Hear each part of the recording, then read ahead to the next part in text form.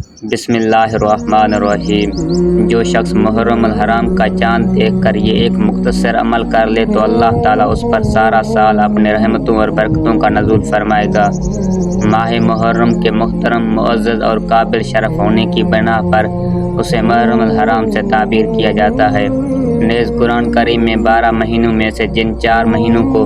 خصوصی حرمت اور تقدس حاصل ہے، ان عظمت والے مہینوں میں سے بھی پہلا بالاتفاق محرم کا مہینہ ہے۔ رجب، ذوالقعدہ اور ذی الحج بھی شامل ہیں۔ اسلام میں ان مہینوں کی حرمت اور عظمت اور زیادہ ہو گئی۔ مسلم شریف کی ایک روایت میں ماہ محرم کو اس کے شرف کی وجہ سے شہر اللہ یعنی اللہ کا مہینہ کہا گیا ہے۔ محرم الحرام کی اس بزرگی اور برتری کی بنا پر حدیث میں ارشاد فرمایا گیا، رمضان کے بعد سب مہینوں سے افضل محرم الحرام کے روزے ہیں اور فرض نمازوں کے بعد تہجد کی نماز افضل تر ہے۔ اس ماہ معظم کے ایام میں عاشوراء یعنی 10ویں تاریخ کو خصوصی عظمت حاصل ہے اور اس کی بنیاد کئی واقعات ہیں جنہیں حضرت آدم علیہ السلام کی ولادت سے قیامت کے وقوع کے دن تک بیان کیا جاتا ہے۔ تاریخی انسان کے کئی بڑے اہم واقعات کو اس دن کی طرف منسوب کیا جاتا ہے۔ یہ بھی یاد رہے محرم کی یہ شان ازلی و ابدی ہے۔ محرم الحرام اپنے اس امتیاز میں کسی زمان و مکان کا پابند نہیں بلکہ خود زمان و مکان کی سب شان میں محرم الحرام کے پابند ہیں۔ البتہ اس مہینے کے بارے میں سرکار دو عالم نبی آخر زمان حضرت محمد مصطفیٰ صلی اللہ علیہ وآلہ وسلم سے 2 اعمال سند صحیح کے ساتھ ثابت ہیں جن کے کرنے کا ترغیبی حکم دیا گیا ہے۔ اس ماہ کی 10ویں تاریخ یعنی یوم عاشوراء کا روزہ رکھنا، اس بارے میں بخاری شریف میں حضرت عبداللہ بن عباس رضی اللہ تعالیٰ عنہ سے روایت منقول ہے کہ رسول اللہ صلی اللہ علیہ وآلہ وسلم جب مدینہ تشریف لائے تو اہل کتاب کو اس دن کا روزہ رکھتے ہوئے پایا۔ جب اس کا سبب دریافت کیا گیا تو انہوں نے کہا کہ اس دن بنی اسرائیل نے حضرت موسیٰ علیہ السلام کی معیت میں فرعون کے ظلم سے نجات پائی تھی اور فرعون اپنے ساتھیوں کے دریائے نیل میں غرق ہوا، اس لیے بطور شکرانہ حضرت موسیٰ علیہ السلام نے اس دن کا روزہ رکھا۔ حضور اکرم صلی اللہ علیہ وآلہ وسلم نے فرمایا، پھر ہم اس کے تم سے زیادہ حقدار اور حضرت موسیٰ علیہ السلام کے زیادہ قریب ہیں۔ چنانچہ حضور اکرم صلی اللہ علیہ وآلہ وسلم نے اس دن کا روزہ رکھا اور دوسروں کو بھی حکم دیا۔ البتہ مسلم شریف میں حضرت عبداللہ بن عباس رضی اللہ تعالیٰ عنہ سے یہ بھی روایت ہے کہ جب رسول اللہ صلی اللہ علیہ وآلہ وسلم نے عاشوراء کے دن خود روزہ رکھنے کا معمول بنایا اور صحابہ کرام رضی اللہ تعالیٰ عنہم کو اس کا حکم دیا تو بعض صحابہ نے عرض کیا کہ یا رسول اللہ صلی اللہ علیہ وآلہ وسلم، اس دن کو یہودا و نصارہ بڑے دن کی حیثیت سے مناتے ہیں اور یہ گویا ان کا قومی و مذہبی شعار ہے۔ تو آپ صلی اللہ علیہ وآلہ وسلم نے فرمایا، انشاءاللہ جب اگلا سال آئے گا تو ہم 9ویں محرم کو بھی روزہ رکھیں گے تاکہ تشبہ والی بات باقی نہ رہے۔ حضرت عبداللہ بن عباس رضی اللہ تعالیٰ عنہ فرماتے ہیں، لیکن اگلے سال ماہ محرم آنے سے قبل ہی رسول اللہ صلی اللہ علیہ وآلہ وسلم وصال فرما گئے۔ تو اس روایت میں یہود کے ساتھ اشتباہ سے بچنے کے لیے یہ بھی فرمایا کہ اگر آئندہ سال رہا تو انشاءاللہ ہم اس کے ساتھ 9ویں تاریخ کو روزہ بھی رکھیں گے۔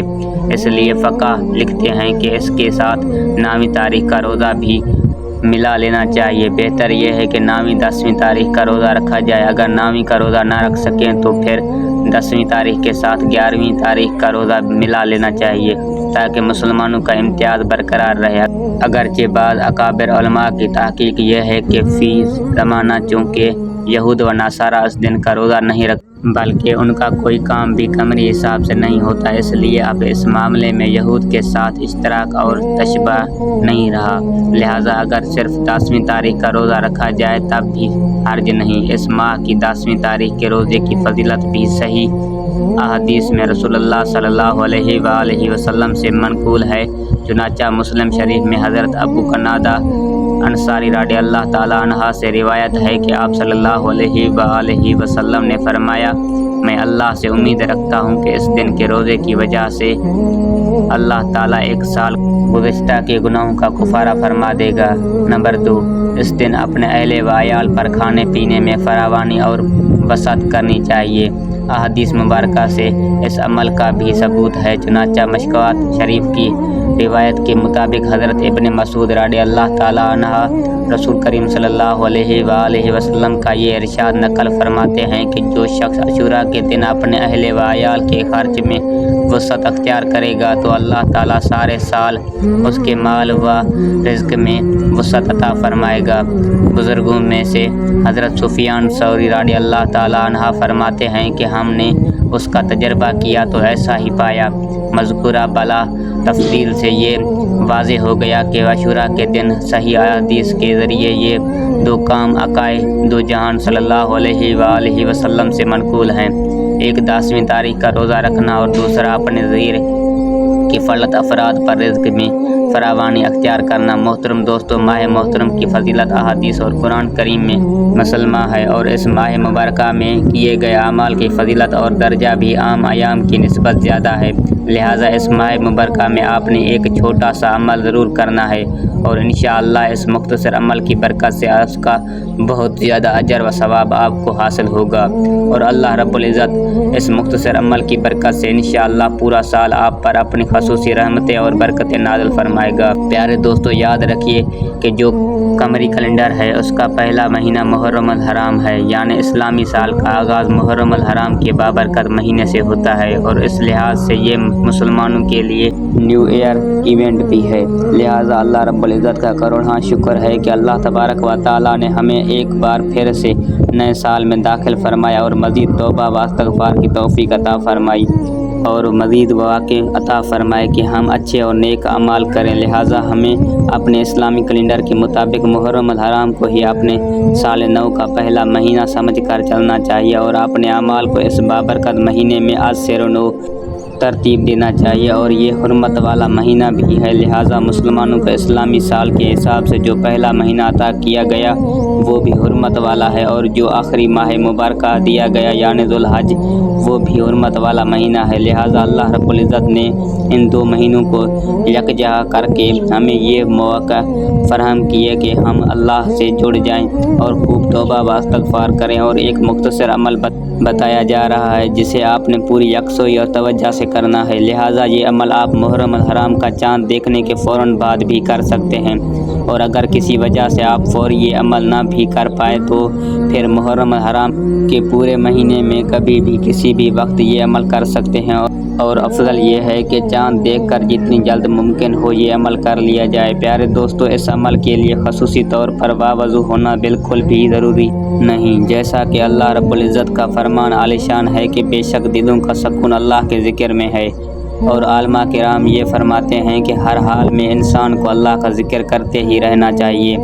اٹھتے بیٹھتے سوتے جاگتے اور اپنے روزمرہ کے کام کاج کے دوران بھی یہ ذکر جاری رہنا چاہیے، اور اس کے لیے باوضو ہونا شرط نہیں ہے۔ تو جب بھی اور جیسے ہی آپ کو معلوم ہو جائے کہ محرم الحرام کا چاند طلوع ہو چکا ہے تو آپ جہاں بھی ہیں اور جس حال میں بھی ہیں فوراً یہ عمل کر لیں، تھوڑی دیر کے لیے پرسکون ہو کر بیٹھ جائیں اور 313 بار پڑھیں بسم اللہ الرحمن الرحیم، اور اس کا مقصد یہ ہے کہ یعنی آپ اسلامی سال نو کا آغاز اللہ کے بابرکت نام سے کر رہے ہیں، اور یقیناً جس بھی کام کا آغاز بسم اللہ سے ہوتا ہے تو پھر اس کام میں اللہ کی رحمتیں اور برکتیں شامل حال ہو جاتی ہیں، لہذا جو مرد یا عورت اسلامی سال نو کے آغاز میں ہی 313 مرتبہ بسم اللہ شریف کا ورد کر لیتا ہے تو انشاءاللہ بفضل خدا پورا سال اس کے تمام کاموں میں اللہ رب العالمین کی رحمتیں اور برکتیں شامل حال ہوں گی۔ اس کلمے کی برکت سے اسے نیکی کے کاموں کی توفیق ملے گی اور گناہوں سے حفاظت ہوگی، سارا سال اس کے رزق اور مال و دولت میں برکتیں شامل ہوں گی انشاءاللہ۔ اللہ تبارک و تعالیٰ سے دعا ہے کہ نیکی کی بات کو سننے سمجھنے اور اس پر عمل کرنے کی طاقت و توفیق مرحمت فرمائے، میرا سنانا اور آپ کا سننا قبول و منظور فرمائے، آمین یا رب العالمین۔ ناظرین محترم، آخر میں آپ سے درخواست ہے کہ میری آج کی اس معلوماتی ویڈیو کو لائک اور شیئر کر دیجیے۔